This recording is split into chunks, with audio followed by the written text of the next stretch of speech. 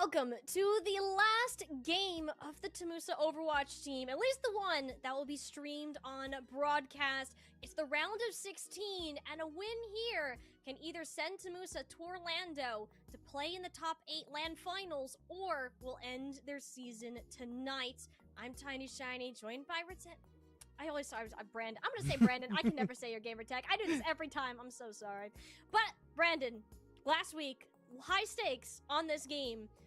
What are we looking forward to from TAMUSA to pull out in this high stakes match? Yeah, I mean, we're hoping that they pull up all the stops, all of the strategies that they've built up towards this semester. And we've been seeing the divas, we've been seeing the Jetpack Cats coming into each of these games. And honestly, it's been working super well for TAMUSA, getting that first round win for the playoffs, going into now against CSU to potentially, like you said, Tiny, going into Orlando LAN if they do pick this up. So there's a lot of things looking forward to into this game, a lot of high stakes. TAMUSA, they need to just really, really try their best, make sure that communication is top notch, and you gotta have fun too. Yeah, and that's what we've seen from TAMUSA, is if this squad can have a good time, the vibes are high, well, they're going to play 10 times better. And that really did show, I think, in last week's match against South Florida. It was a 3-1 win for them in that round of 32. So at Cleveland State, bit of a different beast. You got to say, they are currently the 7th seed in the tournament, TAMUSA being the 10th. As well as the 11th seed in the terms of the power rankings in North America Collegiate Overwatch. So no slouches by any means whatsoever, but a team that has seen a large change coming into this spring semester, adding in star talent like Social and Temp, seen Face It, along other places in Collegiate, have really helped the squad level up. So TAMUSA, they've played Cleveland State before. It was a 3-0 back in the fall, but new team, they really have taken a step up since Social and Temp have joined this roster, and they're going to want to continue that run, remaining lossless heading into this game. So if TAMUSA were to win this, it would also be the first time the Vikings were to come to that loss during this spring semester. Yeah, so I mean, going back into, I believe it was last semester, TAMUSA did play against Cleveland State, and yeah, it was a win in TAMUSA's favor, but like you mentioned earlier, we are going to be seeing that Social Temp combo in that roster swap, which will change the game drastically. Now, whether or not TAMUSA has either did their research, VOD reviews, seen just gameplay in general of how Cleveland State's been playing, whether it's this season or just really keeping their eye on, Social and Temp when they were on different teams altogether. We just got to see how, TAMUSA will be able to really adapt to this new team. They might just do a completely different play from what we're normally used to, how it was in the last semester. Now, TAMUSA, it could be said the same thing to them again, right? Comparing just even the beginning of the semester to this semester, or to the end of the semester right before the finals, they've changed super drastically. The amount of just team cohesion and just everything on top of there has just been top notch coming from TAMUSA. Now, I really do believe that they'll be able to transfer what they've learned into this game against CSU. And they also had a lot of good practice over this past weekend. They're coming off of the Texas Collegiate Invitational LAN that was out in Dallas this past weekend, placed 3rd in that, and got to play against the likes of UTD, Texas A&M Maroon, who is a really solid roster. Both of them are also within those top 20 power rankings. So I think having that to come off of, it's already Monday. You had time to get back, kind of rest, and prepare for this matchup too. That's something that Crybaby really talked about, that this team was benefiting from getting practice against these teams, these better and better teams. It's what's going to push you to improve even further. And Cleveland State, they are going to be one of those better teams that you will be going up against. And we know that there is some specific preparation that did go into today based on the interview last week. So a lot to look forward to for what the Jaguars have to pull out, and a bit of again, high pressure, I think, for them to perform. And I want to see them kind of go into this, it's just another match. This is a team, again, that thrives on being in a relaxed, maybe not so relaxed, we're having too much fun kind of environment sometimes. This is where we would like to see them start off the series today. Yeah, 100%.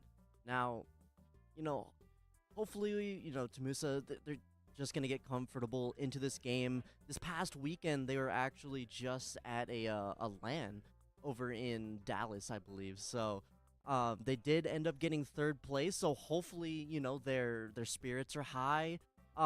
Just riding off that, third place, from that, they got off all the jitters, all that stuff going into this. Now that they're at their home right now, right?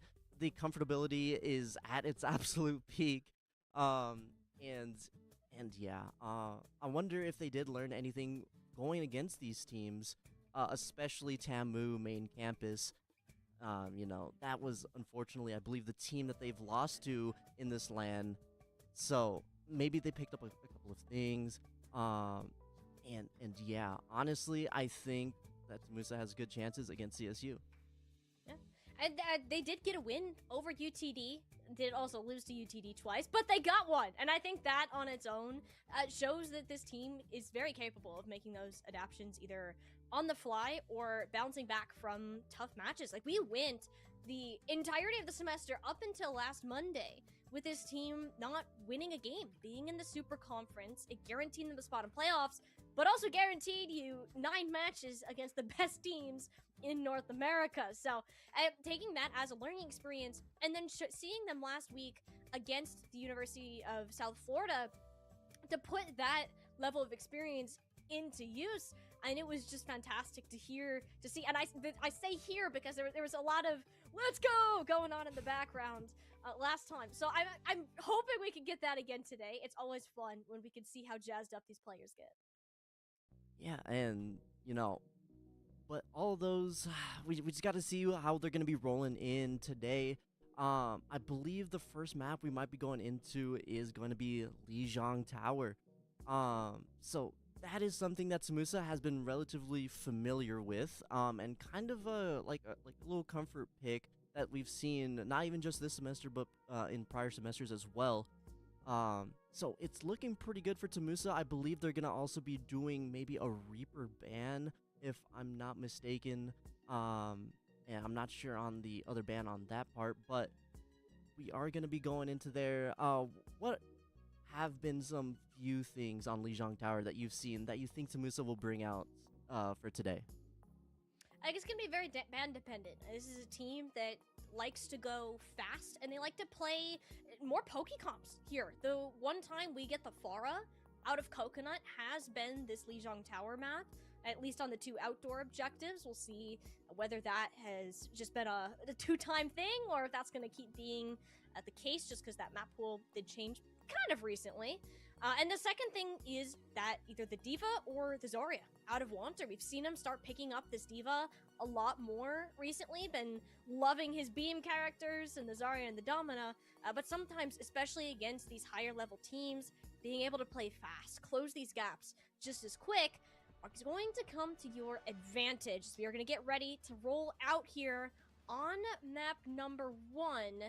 It will be Cleveland State teasing the Zarya composition for now. We'll see what comes out the gate once it goes through. So it looks like we have Ana and Reaper banned. So the Reaper ban actually is from Cleveland State. It was TAMUSA who took out the Ana. And yeah, going based on TAMUSA, I mean, you mentioned it before the games, but Wanter's sticking that D.Va. D.Va has just been that comfortable pick for TAMUSA, and, I believe it'll be working going into here, but both teams running that Lucio, they really want to make sure they get the boops off the map, make sure they have that movement, because Lijiang Tower is just all about positioning, right? There's a bunch of places off the map that you're just able to take people off, and I understand why they did the Pharah ban for that matter, because it's just super annoying and a tempo loss for either team that gets bopped off. But now we're going to be seeing the 2 members getting taken off straight off the bat here. And that's what I'm talking about speed. TAMUSA was the first one to get to this hut because he had Wanter's Diva. And look how much work he was able to get done just in this very first fight. Yeah, that was a very swift fight, and TAMUSA with that early advantage, they really got to take, you know, this tempo switch very, very carefully. And now we're going to be seeing like that Diva Vendetta swap. And, you know, TAMUSA, they're going to have to hold the line here. But this absolute positioning here from Temp is just looking really superior for CSU. Yeah, look how much pressure TAMUSA put on him, though. Because of that, the Suzu was forced out of Muhiki, and Eve was able to get a boop onto Lee on the side of the map. So that's another player down for Cleveland State. They are losing this resource game because of how quickly TAMUSA are choosing to act. Cleveland State realizing, you know, hey, maybe we should go over the bridge if Eve is going to keep throwing us off the edge.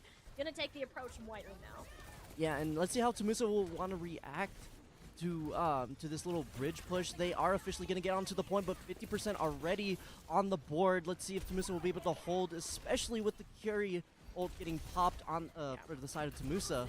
Will that be the advantage that TAMUSA will need to try to push them off? And the Vikings decided to kite it out, wait for Muhiki to pop one of their own. It got Cleveland State to the point, but Crybaby zoned them off with a nicely timed Deadeye, so the War of Wits is over. It's sound barrier time, and Eve with such a significant lead after that boop we saw earlier. That's not for TAMUSA to run down the Vikings and make sure they won't get another approach on this point. Both the DPS are down, and that later stagger onto Cleveland State's Kiriko means they're not going to get a good fight after all. Do end up losing 2 players. Graviton Surge was thrown out by Giyu at the very end of that, but it's still the Jaguars in control of the point. They're completely okay with this. Wanter can remech with the self-destruct.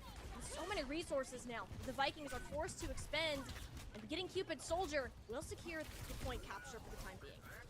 Yeah, even though they lost the advantage there, TAMUSA will have kind of that advantage over the ult. CSU, like you mentioned, did exhaust a lot of resources to get TAMUSA off that zone. Now, TAMUSA, they haven't been in this situation this game yet, so they gotta find that opening to really get that advantage over CSU. But kind of what we've been seeing throughout this entire game, are really good at finding these entrances. And as we see here, Coconut trying to get that space for TAMUSA, just prying in the back line of CSU. And now we're going to be seeing them officially trying to get onto this point. But TAMUSA, let's see if they will be able to really scratch that surface here. 50% on the board for CSU. You know, they got to start exhausting these ults. 2 ults just appeared for TAMUSA as we see one get popped. It's a great Kitsune rush, and Temp is caught with his pants down. There's nothing that he can do to get away from Crybaby's sights, and that's the play TAMUSA were looking for. They knew they had to lose that last fight so that they could win the next one. Cleveland State, they have a touch potentially, but even if they do, it's going to be very staggered and not a good one. Timeless getting shut down makes it all the more harder for the Cleveland State Vikings to sustain on the objective. Great boop onto Temp, keeping him at bay. Coconut to finish him off, and it's still going to be Coconut flying through his kill feed. 3 kills over to him, and 100 to 61 to give the Jaguars Gardens. Yeah, that was a phenomenal performance coming from TAMUSA. Just the way that they were able to just find the weak points in CSU and really exploit that. And, you know, even though they did lose that point, like halfway into the game, like I mentioned, they did have the ults to really swap the tempo, swap the, advantage towards TAMUSA's side. All the picks there were super important, and then obviously, once they did get that team fight, it was still not over. CSU did bring, the Lucio, the Trace, to make sure that they were able to get catch OT, but at that point, the stagger was just too much for CSU. TAMUSA was just able to get that cleanup, and it just worked out super well in the end for TAMUSA. Now, loading into this next zone, we're going to be seeing Wanter swap to that Ramatra, which honestly is going to be a pretty good swap here since, there's not really too much, ledge play to do with Diva, but, this will be the tempo swap maybe TAMUSA will need going into this first team fight. Yeah, and Wanter was already doing so well on the Diva. 12-0, mind you, swapping to their Mantra.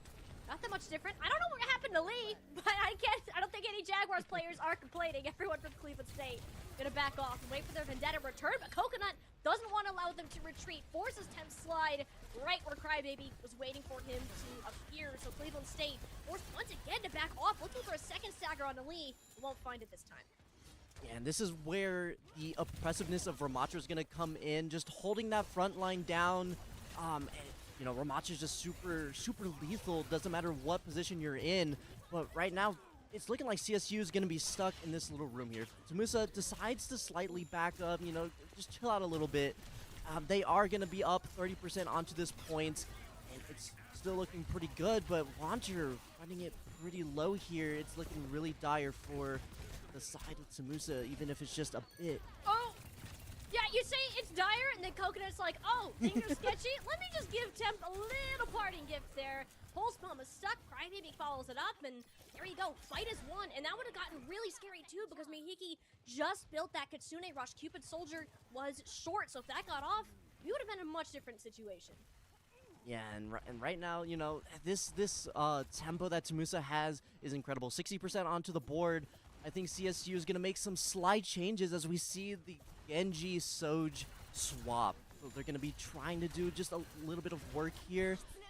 But let's see if it'll work for the side of CSU, as we're going to be seeing Crybaby pop the ult here. Yeah, and it's just to deny Cleveland State from using their own Kitsune Rush. Forces them back, but right to where Coconut was lurking. Not an ideal situation, but one that was workable. It's final fight territory regardless, so TAMUSA, they're gonna lose a fight. You're kind of okay with it being this one. That sound barrier is out. Just doesn't quite do the job to keep the supports on their feet in exchange for the Graviton Surge. So Temp can come in, clean this one up. There'll be an ult advantage remaining for TAMUSA. They won't get the point here. Yeah, 99%, that's really good for TAMUSA, and they're going to be able to bring, you know, the Tracer Pulse Bomb and the Ramatra ult going into this next team fight, but they will have to play around that Lucio Beep and the Sojourn ult. So that might be a little bit of an issue, but TAMUSA, they have all the utility in their hands to bring this map home, but it's all about just playing it correctly, and it will have to probably be another reset as the first two members of TAMUSA have already gone down. So let's see what things CSU will want to bring. They are looking like they want to push up a little bit, get aggressive here, just to make sure that TAMUSA doesn't have that, you know, advantage even in the slightest. They are at 99%, so even the slightest give will swap the favor to CSU's side. The annihilation out of Wanter, and all it does is force Timeless, pull the trigger on that sound barrier. But the exchanges still are favoring the Vikings here. Coconut getting shut down on the back half of this round. Because of that, it's not really much area control for TAMUSA on the flanks. It is a good recovery from Cupid Soldier though, if Wanter can stay on his feet. This is still a very workable push. You though, just building up to another Graviton Surge. A nice shot from Crybaby though. Make sure there won't be any healing for the tank of the Vikings. He's gonna fall as well. And Cleveland State, it'll be overtime now. Seeing if any other players can touch. We'll see the panic swap over to the Doomfist. Lee still has a Dragon Blade. Attempt has to pick on the Crybaby. Cupid Soldier so close to a Kitsune Rush of his own, but he's going to need it up here to fight. But won't quite have it. Cleveland State, though, use everything in the tank, and the Jaguars will definitely have one more attempt. Yeah, that was really unfortunate, but they did have all the utility and speed to get to the point just in time. And now, CSU wanting to push as far as they possibly can to stall TAMUSA. Just even any second counts here. 85% onto the board. TAMUSA, they're gonna have to start making their fast presence here. But will this be enough, as they are going to be soloing here? Cupid Soldier popping the ult. Oh, they lose Crybaby, but you still have a massive support ult advantage, and you want to push that tempo. Wanter, sound barriered up, walks it down to the backline. You see how low Muhiki is, and eventually Coconut swoops in to clean them up. TAMUSA, you're feeling okay about this. You just need to keep Cupid Soldier alive, because losing him here means the sustain will crumble right along with it. Crybaby coming back and the adventure, an attempt to stall further, but it's him against the world. The Vikings sneak this one back and force us to a round 3. Yeah, that was super unfortunate for TAMUSA. CSU making that comeback, but all the swaps that CSU made in the middle of the game were kind of just all they really needed. Swap into that Sojourn for the zones, and then, you know, the Genji being super oppressive. and then just in the last minute swapping that Doomfist just had the shielding and protection that CSU needed to really swap the favors for TAMUSA. Now, TAMUSA, they are going to be seeing the swap over to the Bastion to maybe delete some of the shields, and it will be pretty good as we see that the Zarya swaps will be coming in for CSU. So, let's see if this little swap will be what TAMUSA will need to get this early advantage. And that is also one thing that we've noticed is TAMUSA really good at obtaining that early lead, but is it enough to really sustain, or do they burn out quick enough for CSU to swap the tempo early on? Yeah, because CSU are putting temp on the Symmetra here. You have to be careful where these teleporters are being placed, because it can really surprise you. Again, there, even Cupid Soldier throws the protection Suzu, afraid of what might come through that door. But the Bastion of Crybaby has a very toxic relationship to Lee and Gio especially. You can see how much that they both struggled with that. Had to back off, and it gives so much pressure and space for TAMUSA to just walk on forwards and force Cleveland State back. Yeah, and right now getting that early lead is what we like to see, but are they able to take it as they're going to try their best to stagger CSU, getting rid of these last few members. But if they are able to pull off this stagger, this will be a massive lead for TAMUSA that we want to see, getting rid of Giyu. Yeah, fantastic. You knew that Giyu was just stuck in the back line. There's nothing that he could have done to get away. You don't have your Timeless with you to speed you around, and TAMUSA's got E. So they are as happy and as fast as can be. And the best part about it, you still get to hold this choke point. You can see how many bubbles have already been expended by Giyu in particular, to make sure that they can't walk through. Eventually we'll back off, because the Sim Teleporter will negate some of that space that you can safely hold. Also, I'm out of coconut in the side room. They might find its target. But you're not as worried about that. You want to run with Cupid Soldier here on this Kitsune rush. That's exactly what he's going to do. Cleveland State do their best to TP out of danger. It seems everyone will be safe and sound. Wanter sees a little bit of the Timeless head poking out, and that's enough for Coconut to be like, all right, bet, I'm going to pinch. And there you go, no Lucio available. Sound Barrier secure the fight win. Just like that, TAMUSA might find themselves in one fight territory, but it's going to be very sloppy if they do. Graviton Surge out, and that might just be the end of it. It's not an ideal situation. The Jaguars will take it.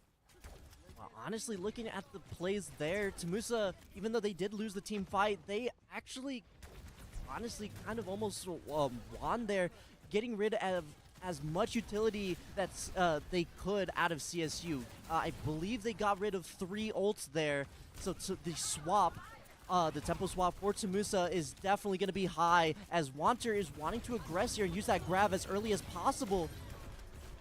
Yeah, it only catches on to Lee. You could tell Crybaby really wanted to combo there, but seeing one target, didn't get nearly as much value out of it as he would have liked. But if he's the Sound Barrier from Cleveland State is gone, and because Lee is dead, well, there isn't exactly an overclock to worry about either. Giyu is absolutely steamrolled over. You can tell how quickly TAMUSA have been pushing this tempo, having Crybaby on the Bastion, doing them so many favors. Yeah, and, you know, on top of that, you know, all the utility getting used by CSU was the big plays from TAMUSA, and now all they have to do is hold out for a few more percent, but this is the moment that always catches TAMUSA off guard, this last few percent, and really holding it together. CSU will be having at least the Soj ult coming into this last fight, but we just gotta see how things will go here. A beautiful Suzu from Okiki, but it won't stop Coconut from eventually claiming Timeless's life. It's really only Lee and that overclock that you're scared of the Jaguars, but I don't see any fear in their eyes. They taste the blood in the water, and they are going to hunt until every last Vikings player is buried 6 feet under, and they will get Lijiang Tower as their own. It'll be a 1-0 to start this series off for the TAMUSA Jaguars. Yeah, that was a phenomenal win coming from TAMUSA, and, you know, it's what we've been seeing coming out of Lijiang Tower. TAMUSA just does it the best, right? They really know how to play Lijiang Tower super well. The way that they've played just throughout this entire map was just super impressive, and the way that they were able to target Zarya or just the tanks in general just super well. Every time they got into a team fight, that was the first character that they were just let's get rid of it. The healers won't be able to heal the tank fast enough, and that really was the tempo swap that TAMUSA needed to really get the edge onto this map. You could tell that if the majority of the series, regardless of how close that like a lot of these points were, it felt like TAMUSA was in the driver's seat for most of it, and it's because they were taking initiative. When you run compositions as similar to your opponent like that, it's often the team who can win that early resource game. That's the one that's going to come out on top, and I think that was the Jaguars for the better portion of this. A couple of slip-ups, I think, on the second round of Night Market there, but other than that, they were consistently at an ultimate advantage. They had a clear plan going into those fights, and most of the time got the proper execution that they wanted to. And even if it's just map 1, I think seeing that much of a fundamental, like, performance out of this team, that gives me a lot of hope for what this rest of the series has to hold. And not to mention, Brandon, winning is fun, right? Like, this is only going to move these vibes up a little bit higher for that TAMUSA squad, and we know that this is a team that will snowball hard if they get the opportunity to do so. So on maps 2 and 3 that will be coming up here shortly, do they have the potential to have this level of teamwork, of commitment to these plays? It's going to be super fun to watch what they have to pull out once these bans change up. Yeah, 100%. The plays have been super well, especially the way that they were baiting out maps baiting out the ults were just really top notch. But now we're going to be going into a little bit of a change here going into New Junk City. So I wonder if the plays that TAMUSA will be wanting to go into will work almost the same as it was for the Lijiang control gameplay. Or are they going to try to swap to something more of like a really fast-paced type of game, right? Obviously keep that Lucio, but in terms of the tank, are they going to keep that D.Va on? And if so, like, how different are they going to play, since it is going to be Flashpoint, a fast-paced game mode? Well, here's the thing, Brandon. No Lucio. Lucio was the ban that Cleveland State decided to pull, and we talked about how important speed initiation was for TAMUSA there. You don't have that anymore, and you do have the Reaper. I think you're happy to have Crybaby back there, but without that particular comp, I feel like you may have a bit of a difficult time now, taking the same level of proactivity you did before. The nice part is, this is TAMUSA's comfort map. They love New Junk City. They are happy to be here. They just are going to have to do it without a key Lucio, so Eve on the Baptiste instead. Yeah, and honestly, I think this will be a phenomenal swap to the BAP, even just getting rid of that Lucio since it was banned. They will have more opportunities to take slightly more aggressive plays, especially with that Immort that they're able to tap at any point. And right now, with that early pick, that's just the things that TAMUSA we love to see coming out of them. Yeah, you're afraid for your front line because Giyu is on the Mauga, but you're less afraid about these flank angles. I think Coconut has a ton of support behind him, and with that early pick onto Timeless, it meant that Cleveland State won't have any of that speed on their own, but it is something TAMUSA will have to be careful for if that continues or not. Timeless is just going to go Brig. Yeah, and right there, the staggering coming from CSU is massive right now. So, like, I believe that we're going to be seeing several heroes just coming in one by one into this zone. So it's looking a little rough from CSU, already 30% onto the board. But right now, TAMUSA, they're kind of like unaware where CSU is coming from until this point. And let's see if they're going to be able to hold it. Coconut has been doing phenomenal at getting the early picks, but swapping to that Roadhog. Will this be the game changer that CSU will need here? Yeah, Roadhog in 2026, not on my bingo card. I don't think Crybaby expected it either, but he's making it work. He's gotten 2 bubbles from Wanter, which is how this Zarya Reaper combo typically goes. You take the 1-for-1. You lose Coconut for a tank, you take that any day of the week. Crybaby can now just walk it down without fear of getting the one-shot hook combo. They make it look easy. TAMUSA will clean up the fight and the points right along with it. Yeah, that was a phenomenal team fight coming from TAMUSA, and they will officially get the first point of this map. And on top of that, they did get that point, and they're just now getting their ults. So going into this next team fight, they have all of the resources that they need to even get this second point on lock. This is great. There's just no answer that Cleveland State can have to this. Okay, maybe they could just blast Crybaby. That is an answer to Death Blossom. Which the Kitsune Rush and the Pulse Bomb, that's just 2 doubles onto the supports. That you can't really do anything about if the Suzu is gone. So, good recovery after losing Crybaby early, and they'll get the first cap here on Bomb Flats. Yeah, and let's see if they're going to be able to hold this. CSU, they're going to slowly start getting their ults, but without that Pulse Bomb from CSU, you know, it's going to be a little bit slower than they would like, but Coconut with the first initial pick, and they're just focusing hard onto that Roadhog because they know the team fights are practically over once that tank is down. Yeah, there's that part of it, but also you have so many threats. You got this double, you got the bubbled on the Reaper, you got the Zarya in the front that's throwing a grab at your face, which actually everyone stays alive for Cleveland State. TAMUSA were forced back after the whole hog out of Giyu. So this fight is still pretty active, but still Coconut. I think Coconut has been putting Lee through the ringer, forcing a swap over to the Pharah. Instead, it will be Crybaby picked off once more to start this fight. Cleveland State seem to have eventually found their way in with an unanswered Kitsune Rush from Muhiki. It'll be about 76% gain for TAMUSA on the second point. Yeah, the good part about that team fight is that they did get out some ults from CSU, but they still have to be aware of that Brig Soj combo with this next team fight. But honestly, it's not that bad, right? They got rid of Crybaby's testing fate today. That's like the 3rd time I've seen him get fucked at the start of a fight because of that. Wonder doesn't have to worry about that. It was a little bit of a knockback, I think, from the secondary fire there that kept him out of that connection. But hey, Crybaby's back with a vengeance, gets the diff on a 10th, and if the one that's getting hooked is Wanter on the tank, you're kind of okay with that with his 500 health. How can they continue to move forwards? Because that is more of a concern. Wanter will explode after that hook because Lee is there to throw a few more rockets in after that. And Crybaby, well, 3 for 3 on these hooks so far. And Cleveland State will look to clean up this point. I don't think you're going to get into good touch for TAMUSA. Yeah, those hooks have been super deadly coming in from Giyu here, but TAMUSA, I think they're deciding just to swap to the next zone as early as possible, get that advantage.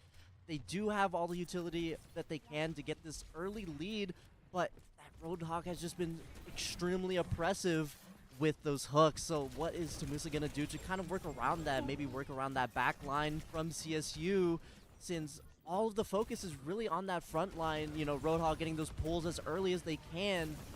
But no, it's all up to TAMUSA to really wanting to change the pace of the game here. Well, the Bastion is one thing. You're not as easily burstable if you have that. Although it does result in a trade of supports, and because Cupid Soldier fell, you have no way to respond to the Kitsune Rush. So this has to be one in the neutral, rather at a disadvantage. Coconut gets Lee out of the sky. It's a bit of a rough approach from Wanter, but he'll be okay for now. As Crybaby doing a decent job of making sure Giyu sees some fear in trying to peek the corner. Apparently not enough. Will be chunked down at the end. And we will see a TAMUSA first cap on Jump. Yeah, and right now they're just going to have to reset. Maybe not. Ooh. On. We might not be done yet. I thought we were done. We're not done. Oh, we might be done. Okay, there we go, Crybaby. Final word in this fight. Surely, now there's a Diva and a Sojourn ulting. Okay, this is starting to get a little crazy on the objective. But 10 actually is the final say. We will get the flip over, but TAMUSA still got 31%. Sorry, Brennan, your turn now. No, all good, but 31% for TAMUSA was really good. The staggering there was really unfortunate. It was pretty much just a stagger fight that entire section, but honestly completely fine. TAMUSA, they're still up on their resources, which is what we like to see, but how are they gonna want to break into this zone? Coconut maybe wanting to break into that backline, pop that pulse, but they are super aware on Coconut's whereabouts, so it's gonna be a little rough, but seeing this ult, let's see if it'll catch anyone off guard on the side of CSU and maybe even break their formation. Well, it actually gets TAMUSA that plus Cupid Soldier's Kitsune Rush that is on the objective, and Coconut really winning in this Tracer 1v1. Lee has really struggled to keep him at bay, and that's just kind of what you expect. As soon as Coconut is unleashed, we'll expect him to go wild more than once, and it'll be a long, extended cleanup of these fights. These staggers are huge with how quick Flashpoint percentage ticks up. Yep, 70%. This is the perfect time for TAMUSA to back up and really chill out here, and just defend this last few percentage left. There's a good chance that CSU will want to maybe try to retake, but for the most part, I think they're trying to just do an early rotation into the next point, just set up as best as they can. Now, let's see what TAMUSA will want to do for this response here, but with all these ults, see what's going to be able to get procced. It's a DPS for a DPS, and you will have to rotate to the opposite side of the map. So TAMUSA, like, we might as well just try to take this fight here. It'll be a long way around anyways. Both teams end up losing out on players, but you're kind of okay with it. I think whichever objective it ends up being, TAMUSA are going to have a great time. These are the Ender points. They are a lot brawlier. They are close together, and Wanter, Crybaby, they love to hear that. Yeah, and right now, this right now is just super staggered for the side of CSU. They do have a couple of members on the point, but realistically here, TAMUSA could take the slight advantage as they are super spread apart now. They can really just focus on each member individually, and TAMUSA will have the upper hand, getting rid of the D.Va. Yeah, Q has not had a good time playing this D.Va. I think it's mostly Crybaby who has been trotting through that mech health while Coconut is distracting, or the poke damage from Eve. The already not a common sight here on New Junk City, but it's one that he is making work out well for TAMUSA. Yeah, it's working super well, but right now we're going to be seeing yet another swap to the NG for CSU, and we know how that worked on the first map. It did work for that initial swap, but will it work again into this next map as we go into this team fight? Yeah, you put out the cage to attempt to keep everybody alive, but seeing these trades go back and forth, the Kitsune rush from Muhiki, but it just doesn't matter. Wanter and Coconut put so much work into this fight before they ended up losing Cupid Soldiers, so at that point, the Kitsune rush, there was nobody to stand in it to get the value. CSU, they got the point through that, but it was short-lived. Yeah, I mean, honestly, TAMUSA getting that team fight win was absolutely massive, and, you know, CSU, a lot of pressures on their backs right now. Right now, they are struggling to really get these cleanups that they need, even with the man advantage. And just D.Va getting cleaned up just like that is not something that is very good to see coming from CSU. And this is final fight on the point. It's really up to Temp right now to see what he's able to get done, but he is sub 20 health. Coconut on his tail puts him in the ground. 9% more left to go here on New Junk City and Cleveland State. Short on numbers, short on answers. The Jaguars have found their rhythm here in this series. Last minute swap from Wanter onto the D.Va just to get back to this fight a little faster. Denies you the remech, and with it, Cleveland State, their chances on their own map pick. TAMUSA, one match away, and they will just be booking themselves a ticket to Florida. Yeah, I mean, it's looking phenomenal for TAMUSA. The way that they've been playing these matches so far has been astronomical. The amount of targeting that they've been doing on the tanks, the amount of individual skill that they are displaying have just been crazy. I love to see it. Their performance and their swaps have been perfect. They are identifying a problem every single time, and they are swapping perfectly every single time, and it's great to see. It doesn't matter what problem gets thrown their way, it is immediately solved, and we even see CSU trying to really do that like problem-solving technique themselves, but it's not working. They're not swapping fast enough for TAMUSA's tempo.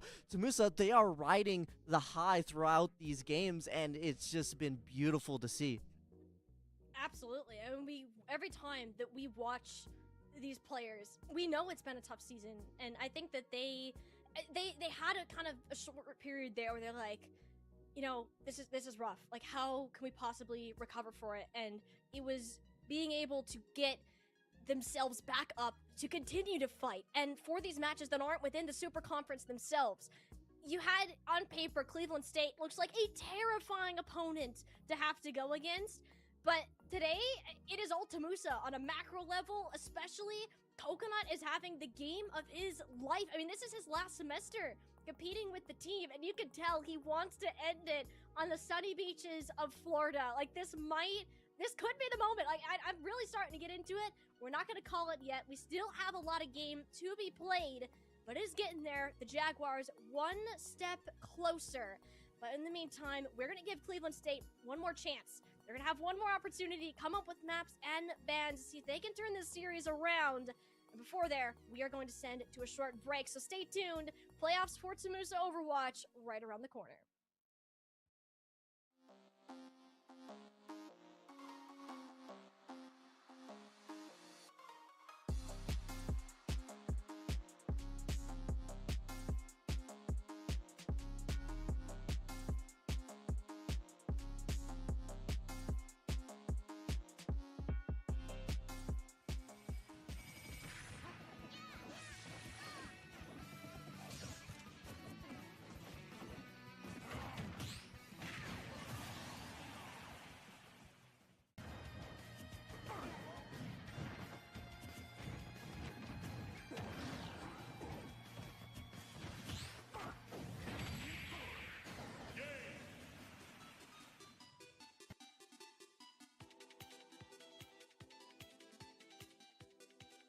Welcome to Dress to Impress Tournament. Yeah, woo!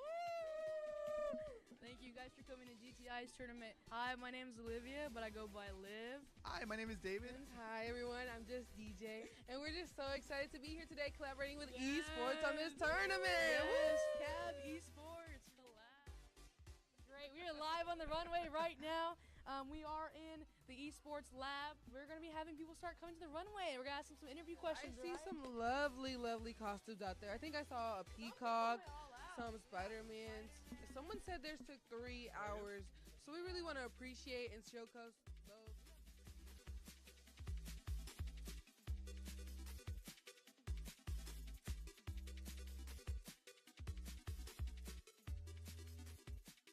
Yeah, thank you so much, and y'all have a great night.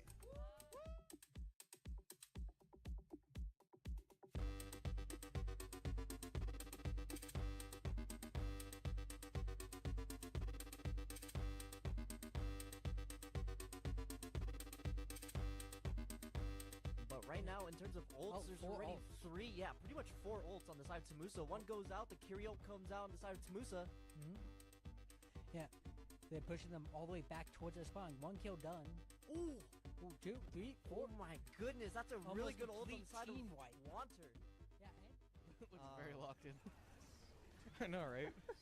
But right now, they're just trying to group up, trying to get the group ults on right now. Oh, And we even already got Coconut with 2 picks. 2 picks, yeah. Eve and Coconut. Yep. Oh, and just with another one. It'll just be one more for that team wipe. Oh, yeah. I swear it was kind of funny because all of a sudden it's just like him fighting, JQ fighting Reinhardt, and then just Tracer appearing in thin air. Yep. As we see, oh my gosh. And that's going to be is a team all wipe. 5 taken out from the side. Zarya ults already, so maybe that'll help. Yeah, As definitely. we see both Excavation and Graviton come out.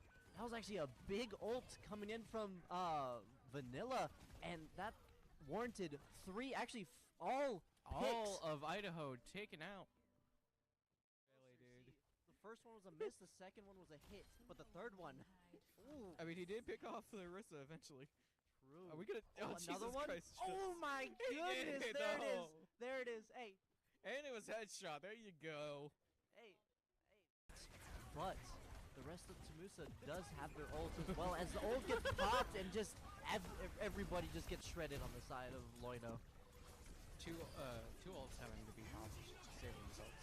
Ooh, and the Coconut ult just to, just to solidify the round. And that will be the first round. We will be seeing a Pharah ult coming in here soon as Cupid Soldier takes down Error 404 and Coconut with the double. It's all down for the last couple of members of Alberta, but I don't think they'll be able to make it on points. Point in the game, but I want to. This Kitsune rush is going to be big. Arrow 404 is going to be able to match it, but this is the difference of. Oh, never mind. Arrow 404 is just dead. There's Oh no my opportunity for that to happen, and Yaoshu needs to be able to survive for Alberta to get a chance, but just is not letting any survivors come through. Yeah, that was just a perfect team wipe. One, but I think for TAMUSA, they're more focused on this big fight. They have so many ultimates to pump in. Yeah, definitely. And as the ult goes out, we're going to be seeing a one-on-one trade. But even with that trade, TAMUSA is still applying that extreme pressure as Cupid and Wanter get the pick of their own. And it's all down to they're slowly building as we're going to be seeing, oh my goodness, Coconut with a nasty kill on Craig. Can anything be done here for the side of UTD as they slowly get picked off one by one with a few seconds remaining? It's looking like TAMUSA will close this out before they...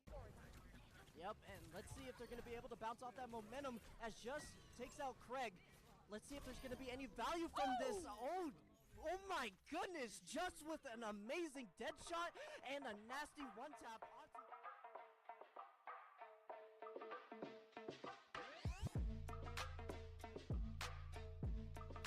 Luigi with a pick and quick retreat there. So now they're both back to trying to find a way to engage with each other. Lands a hit, but nothing really to build off of. And Ooh, lands the up and a B. quick KO That's the first from stock Luigi. to Luigi. So it's a good flash option. Goes Lands into the the power geyser. It's okay though. Things aren't looking too good for Luigi. Oh, There we go. lands the up B, but managed to rack up a bunch of damage really quickly. And now it's just a matter of actually getting him. Now Finally Louis getting that good hit in. Like finally get the killing spikes, blow, lands the spiking it in. spike.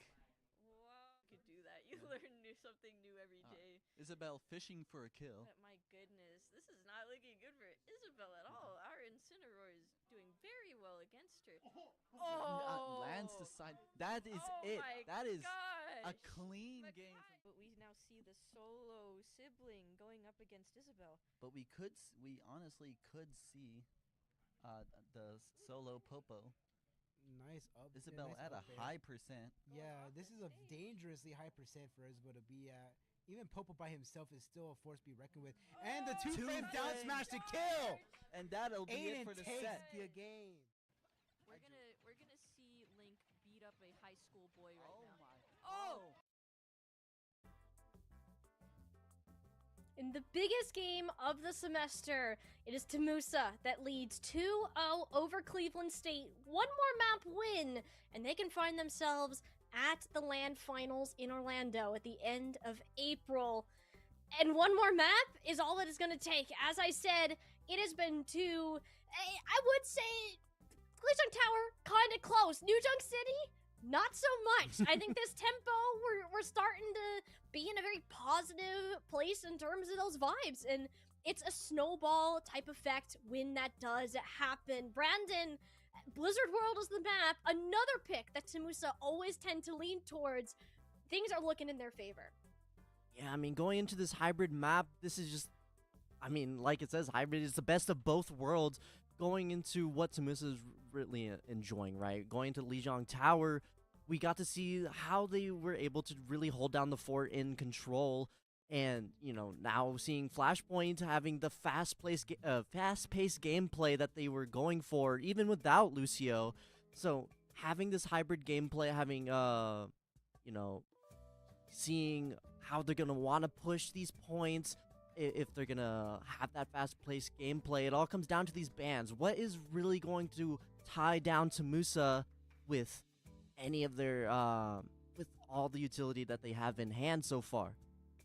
Yeah, and Cleveland State, I like the thought process that they have. They banned Lucio last round, thinking, you know what, it's a lot of speed, it's a lot of ways that this fight will be decided based on tempo and initiation. The second hero that is going to affect that is Kiriko. You'll see a lot of supports that are targeted in that type of vein, if that's the more fundamental issue you think that you are running into. So this is starting to make a lot of sense for what Cleveland State have realized, you know, this is something that isn't working so well. And it's great for Wanter, Coconut, and Crybaby. They get to keep doing what they're doing. We'll see what Eve and Cupid Soldier end up working out. I know Yardi is one of the picks they tend to lean into on Blizzard World. I have a feeling that will still be the case, or at least something close to it. It'll be, yes, so it'll be Eve on that Yardi, Cupid Soldier on the Baptiste. Of course, they are on attack, so things can still change. Yeah, and one of the most interesting things, at least coming from Cleveland, you know, we are going to be seeing that Widowmaker. We have not seen that in the entire series yet, but Blizzard World, you know, it's pretty good having those sight lines, those rooftops, able to really get those early picks. for the team, but, you know, for TAMUSA, you know, we're going to be seeing the Emery, all the things necessary to push into this first little zone. This first, like, statue area is incredibly hard to break into, and TAMUSA will need anything required to really break in. Now, going into this first little fight here, let's see if TAMUSA will be able to take this early advantage, get the early picks that they've been having throughout this entire series. Like we see there, Coconut already trying to get the early positionings, but we just have to see how well TAMUSA's positioning will be throughout this entire game. Yeah, and it was really helpful because Coconut not only cleared high ground, just hearing his footsteps, but now you left this angle wide open for Wanter to come in, and Crybaby nails Hiki in the head with the grenade there. So things are starting off well on Blizzard World for TAMUSA. That's also the main source of healing. Out of Cleveland State, it will be easier to clean up these kills if the positioning is right. TAMUSA know better to not force anything, to still play it safe, as 4 players are as much of a threat, and Coconut has not returned from spawn yet. Yeah, you know, they did get that first 33%, which is phenomenal. But right now we're going to be seeing those one-on-one trades coming from the teams, and we're trying to just equalize. Right now, Cleveland kind of chilling into the back line here, waiting for TAMUSA to really make their move up to the front. And right now, TAMUSA is looking like it will have this advantage. Yeah, getting that trade onto Giyu. Like, you will feed Crybaby to the wolves if that means you can take out the opponent's tank. And that is exactly where it ended up going. TAMUSA getting through point A in record time. 5 minutes left to go. On to point B. Wander getting DMX'd. That kind of sucks. He'll either walk off the spawn or maybe off the map to get the mech, because this is a little bit of a risk with the current positioning. But for now, TAMUSA, the payload is so far away. You are okay, and it's good that he ends up dying there. Yeah, right now, you know, TAMUSA, they'll just kind of have to reset here with the best they can, and with a couple of their members getting taken out. But with that early time advantage for TAMUSA, getting that point as quickly as they possibly could was the best case scenario for them. And now all they have to really do is kind of just play the dance here. This is also a really hard point to take, so if TAMUSA is able to wrap around this corner, it'll be fantastic for them. But as we see Wanter with the ult potentially to use at any point into this fight. Yeah, it will likely be more defensively if we had to guess. I'm actually more interested in how this captive sun will go. There's no defense matrix to stop this. And Eve, yeah, temp blown into space. The sun being dropped on his head. Wanter does end up using the self-destruct to get his mech back in the small room here. And it takes a bit of chunk damage from Giyu. Other than that, okay to survive the day. You even get Rally out of Timeless. This is going great for the Jaguars for now. The only thing is you didn't have Cupid Soldier in the safest position. The Cactus pushed him forwards just enough for Giyu to come in and take him out. So this payload's progress will be stalled again. Right now, I mean, we're gonna try our best to really wrap around here, but getting rid of the tank this early on and getting those trades is what we like to see for TAMUSA.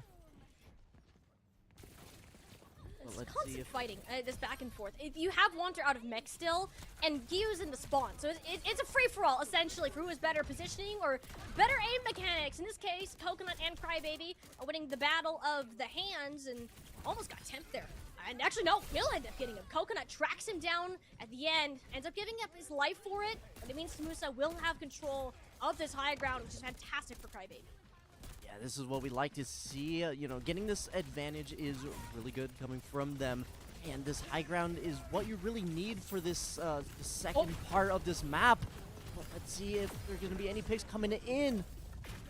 Catches Timeless just around the corner. The splash damage from the Override Protocol still hurts a lot if you're not careful. Wanter, once again, loses his mech. Has been having a hard time staying in it this round. Little uncharacteristic for him, but I wouldn't say it's a cause for too much concern so far, because the picks are still coming in. The amount of poke damage you have to work with, and even just Eve here, look at her, hunting for this Baptiste. Ruhiki will not be allowed to survive this, does have the immortality field, but the aim is great, knew exactly where that shift burst was going to put him. Takes out the main support there. TAMUSA, yeah, you don't have a tank, so the payload will stop here for the time being, but it forces another round of swaps out of Cleveland State. Yeah, having that Genji is going to be something that's going to be interesting for them, but I don't know if they will need even slightly more of picks from that, we're going to be seeing Coconut getting a couple of picks of his own and trying to push back the points of CSU, going all the way back to the spawn, and we're actually going to be seeing the cleanups coming in for TAMUSA. This will push them to the next zone and gets them some more time to get into this last and final zone. 3 minutes on the board is all TAMUSA needs to get this first half of the game going. And the amount of pressure that TAMUSA has been going on this team, it's been phenomenal. And the swap that Cleveland State have been doing haven't been working completely that well, but Temp swapping to that Emery as well. Let's see if it'll be the things required for them to get the win off TAMUSA. I would say, if you're going to see the payload stopped, it would be off of Lee's Dragon Blade. Has bubbles to go with it, and both supports are down for TAMUSA. So I think that was an expected play. Coconut does quite a lot of damage in return.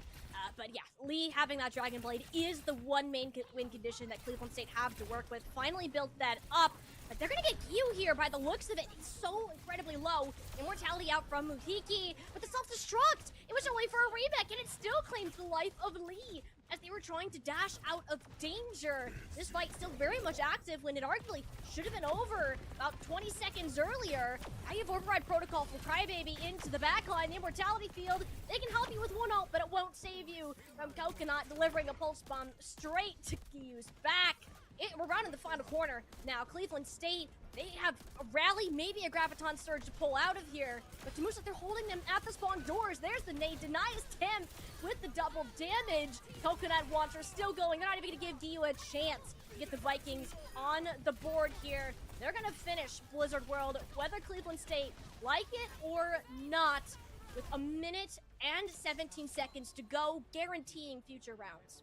Yeah, that was a phenomenal final push coming in from TAMUSA. They really just locked everything down there. And, the positionings that they've had to lock the spawns of CSU from really getting out there. The 3-2-1s coming in from TAMUSA were crazy good. The ults that they've used were at the absolute perfect times. The picks, they didn't even need like that many picks into that final zone, because as soon as CSU decided to even step foot outside of the spawn, they were already getting just melted off the bat. Now, will this same thing work for TAMUSA? This all comes down to TAMUSA and how well they are going to be able to defend this final zone.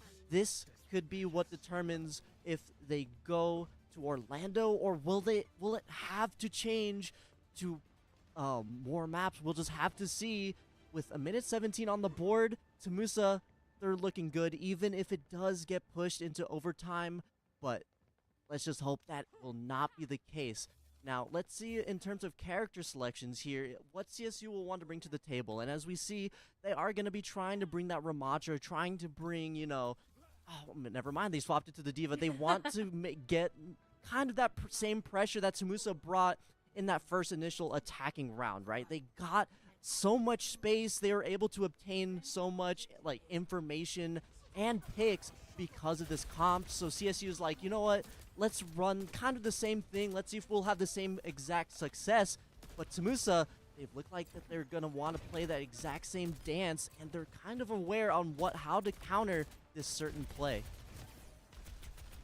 One more round could do it here, and Cleveland State, they're going to go back to the Symmetra strategy, was banned on New Junk City. So it can be difficult to track.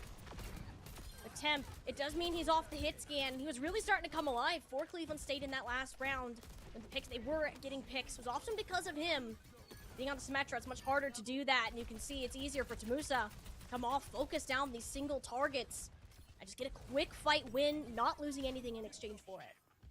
Yeah, that was a very big win for TAMUSA, and we're not going to be seeing too many swaps from CSU. That was just the first team fight, so they're just trying to feel things out. But already, we're at the point where TAMUSA would have already gotten the point, right? So in terms of time, CSU are slightly lacking in this pressure, the same exact pressure that TAMUSA brought into this first half. So we just got to see how CSU will want to play around TAMUSA's oppressiveness here. It'll be a quick get-in, get-out maneuver from Giyu.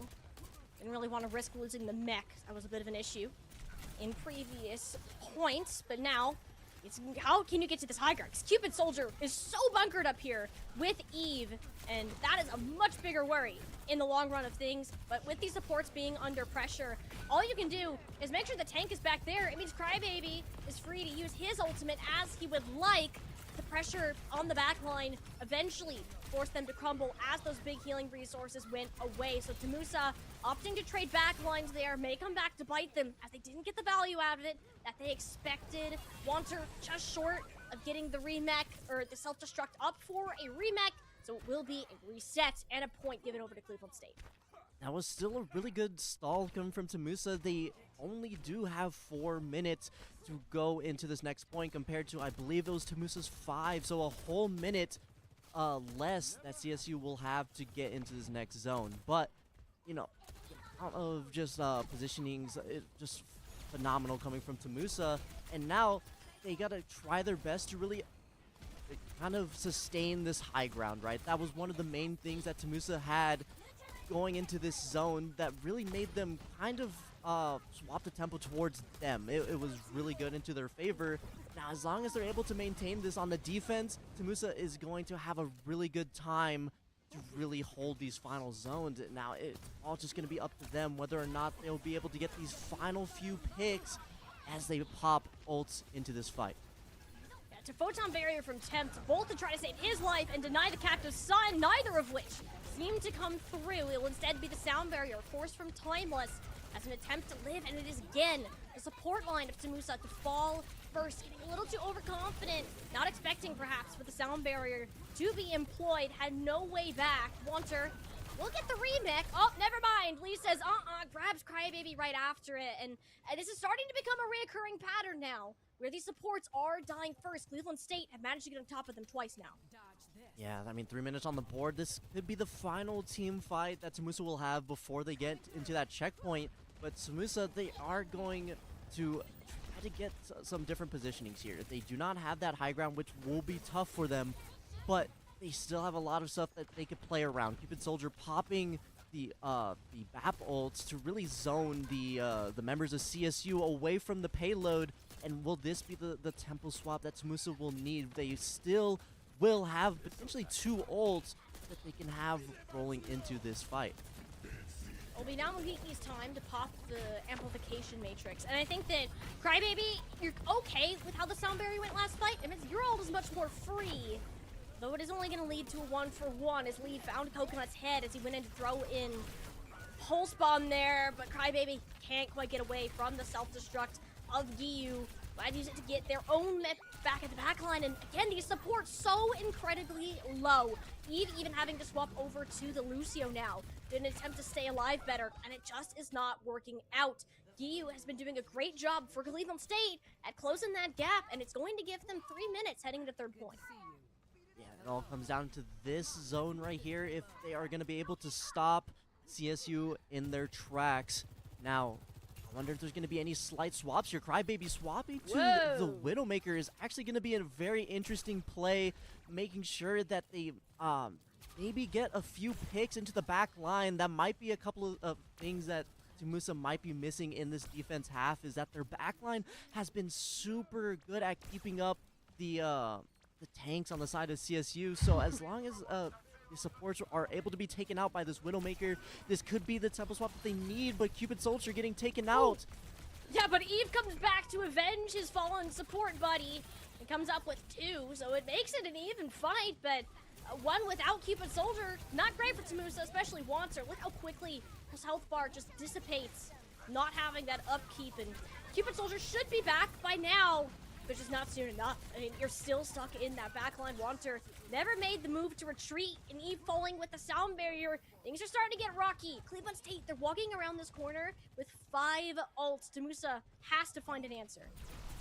Yeah, I mean, TAMUSA, the best thing that they could do at this point is kind of just stall and wait for the time to be lower than their current minute and 17, but now we're going to be seeing some ult blast all over the place. But everyone stays on their feet.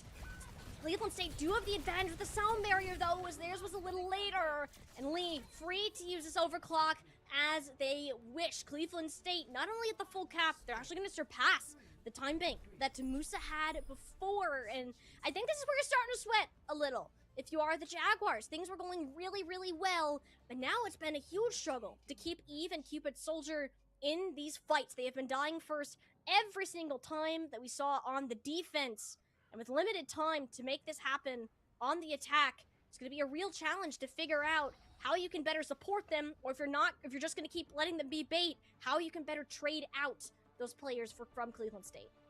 Yeah, the win condition that they have located for themselves on the side of CSU is very massive, right? They realize that Cupid Soldier and Eve is indeed kind of like the ones that are kind of free picks going into these matches, but you know, I wonder if it's going to be different going into this next half, right? Obviously, the attacking side for TAMUSA was relatively comfortable.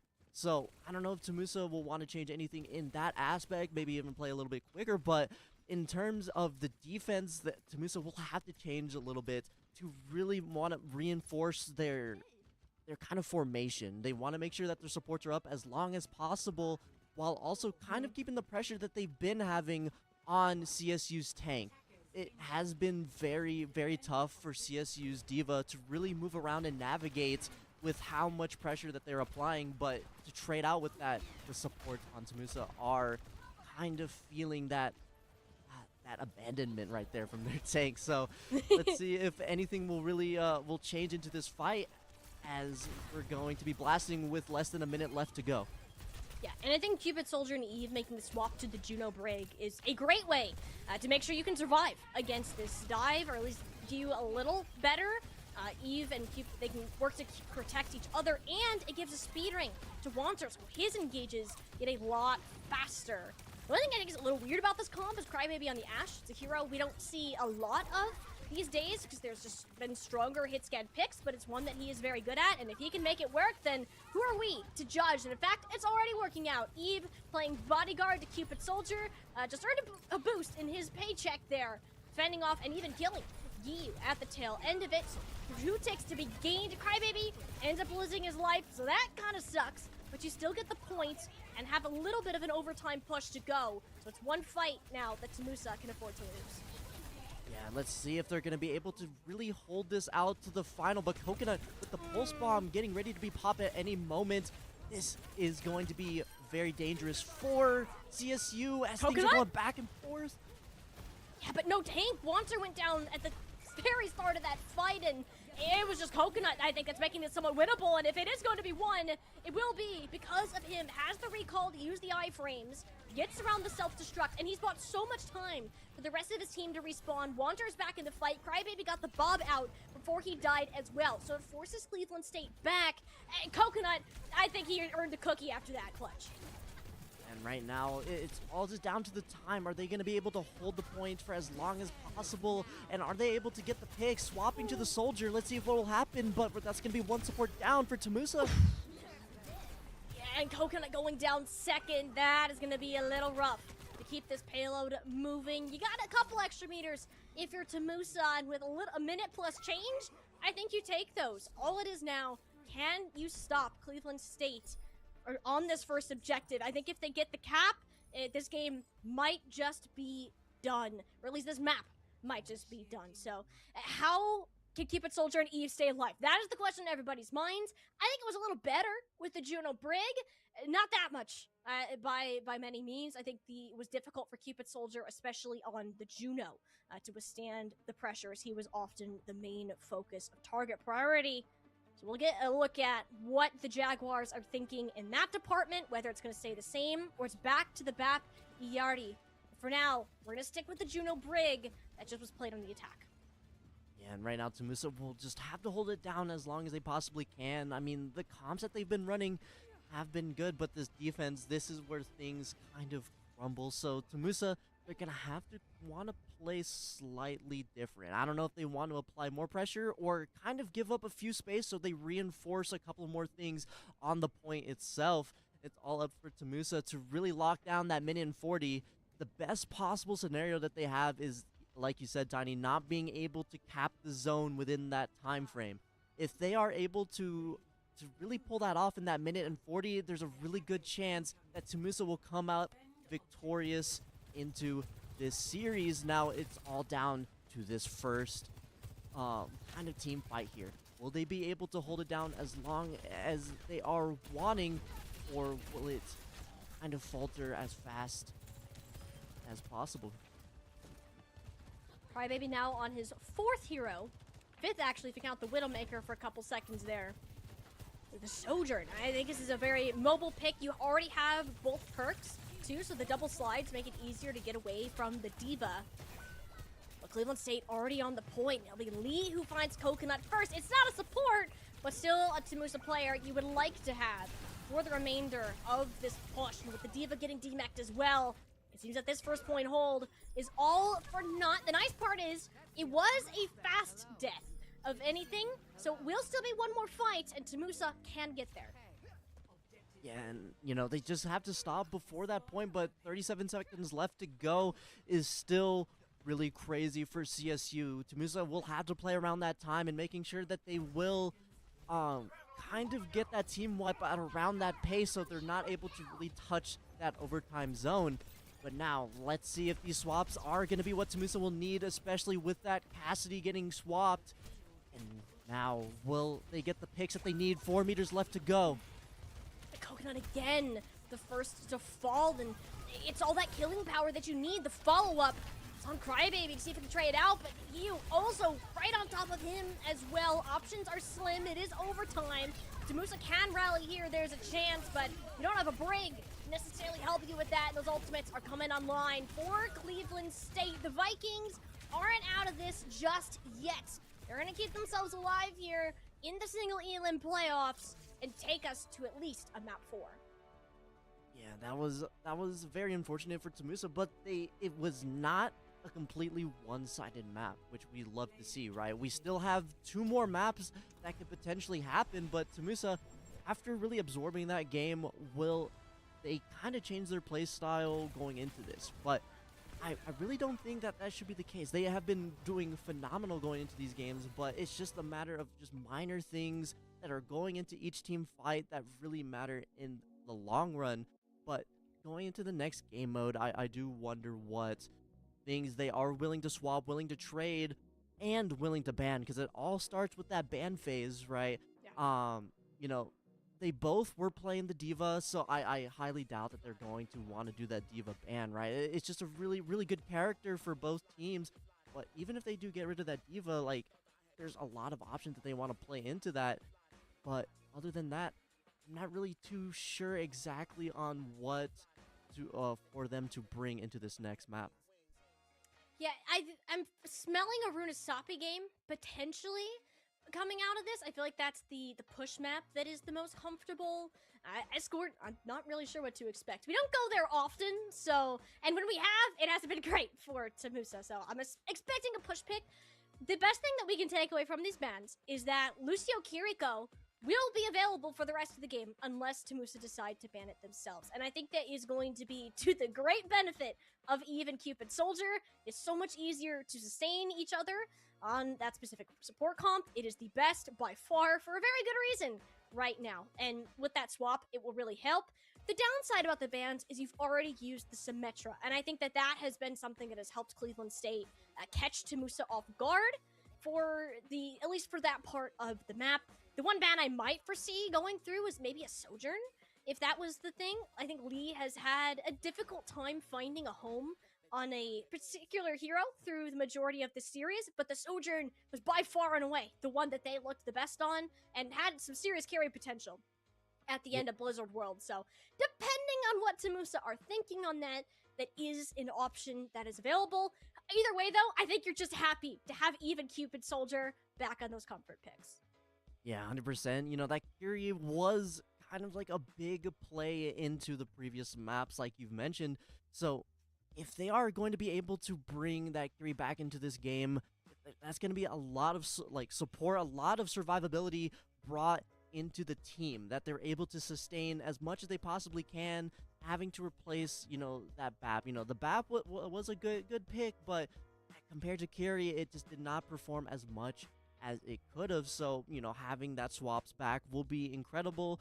Pairing that up with the Lucio, that's that's just home for TAMUSA, right? That's the support combo that they've known, and it's just been the thing that they've, like, it just works super well for them. Now, in terms of DPS, they're able to play pretty much anything going into this next map, right? We've seen those combos, but if, you know, they do play push, they do that Runasapi play, we've seen it in previous games that they love to do the Jetpack Cassidy combo, which has been a super deadly combo to even compete against the highest level of gameplay. So, you know, there's a lot of things that TAMUSA will kind of want to play around there, and there's a lot of methods that they want. But in terms of the tank, you know, I am seeing maybe, even though both teams love it, that D.Va ban might go through. I could be completely wrong, but that would shake up things a little bit. That has been other than Kiri, that's been the one staple that TAMUSA's been bringing into pretty much every map so far, with exceptions of, you know, swapping it out with the Zarya and some others. But other than that, D.Va has been that staple. And if the D.Va does get banned here, what are going to be some changes that TAMUSA will make? Will they just solely stick into that Zarya comp, or will they try to change something altogether? Well, I think there's a couple takeaways. First of all, I can say that I was like 75% right. They did ban Sojourn, and they did choose to go to a push map, not Runasapi, Esperanza, and this is the D.Va map for TAMUSA, for Wanter. So I have a very good feeling that unless Cleveland State decide to ban that themselves, that could change. Second thing that is to note is, we didn't really talk about this earlier, this is not the main roster for Cleveland State. There is some off-rolling going on, especially in the tank department right now. So again, where that is going to end up, there is a good potential that ban could be focused towards Wanter, since it was not protected before. And Cleveland State are currently debating on what that next ban will be. Esperanza is always an interesting map for me. I feel like it's very hit or miss for TAMUSA. I think they have a really good start and they can roll through it, or they get absolutely steamrolled every time we see it. And every time Esperanza comes up, I'm like, oh boy, here we go again. And I don't know which way I'm going to think about that. It's going to be one way or the other. It has never been a map that has been close, unfortunately.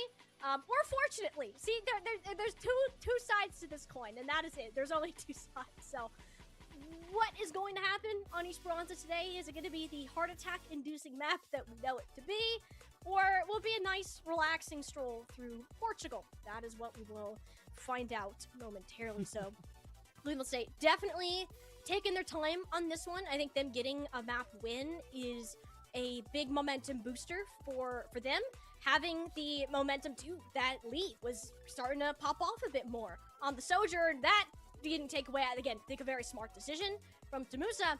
And speaking of momentum, have they kept their own? It was a very close map, but it was still a loss. I think this is they do great if they can get all the way through. They can 3-0.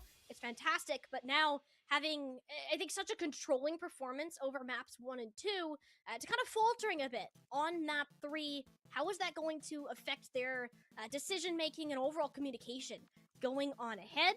Hoping that it stays somewhat consistent with what has gone through already, because this series still has plenty to go. Or maybe not. It could just end on Esperanza. Yeah, I mean, you know, it's always said, don't fix what's not broken, right? So if things have been working for TAMUSA, I mean, as long as they keep it going, it'll work for the best, right? You know, they did lose this past map, but that does not mean that the formula is indeed broken. So, you know, as long as they're able to really play their game, play how they want, you know, they want to have CSU to pretty much play their match, right?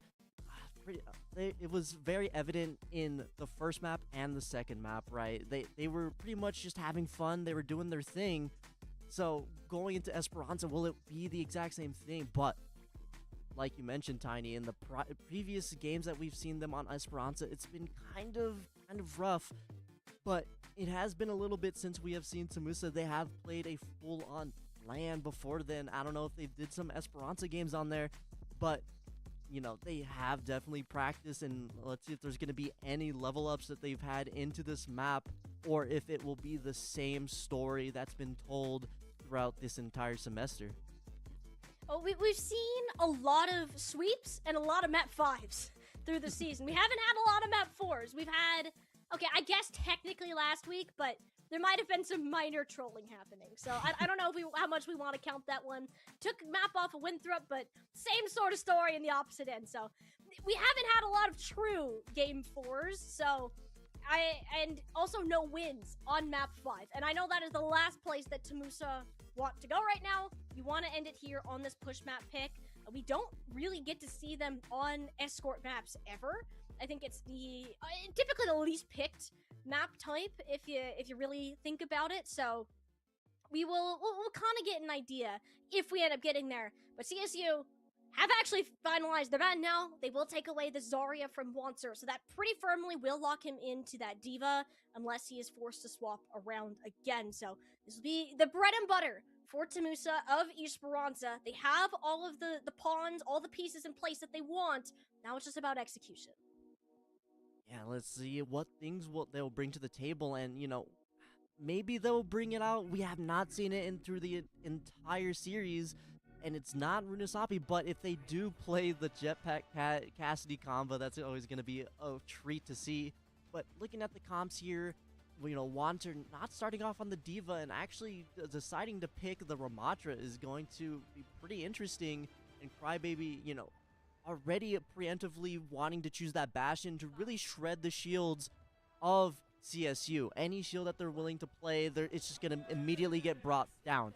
Now, we have seen the Bastion plays throughout the previous maps, and the nades have just been super great coming from Crybaby. But now, let's just see if TAMUSA, if this is going to be the official map that will make them win and go over to Orlando. Yeah, you remember everything we just talked about this Diva comp, we go Zoom? Yeah, ignore all that. We are playing Ramancha, we are getting up in Cleveland State's face, and we are punching them. And with Crybaby with an asterisk there, because Bastion really hurts, and this is what made Cleveland State struggle. Back on New Junk City, it is a lot harder to pull off here, but it buys resources, it buys attention, and when that happens, Coconut can go in for the kill, like he just did on Muhiki. Little healing left to go, so it's an easy broom sweep of the remainder of Cleveland State's players, as they'll be sent back to the spawns. Yeah, that's going to be an early reset for CSU, which is what we really want for them. But now it's all up to TAMUSA to really hold down this fort and get the forward spawn to take advantage of this early lead. Now, like you mentioned, Tiny, with the Ramatra, they are able to really push into the face of CSU, really take over that advantage.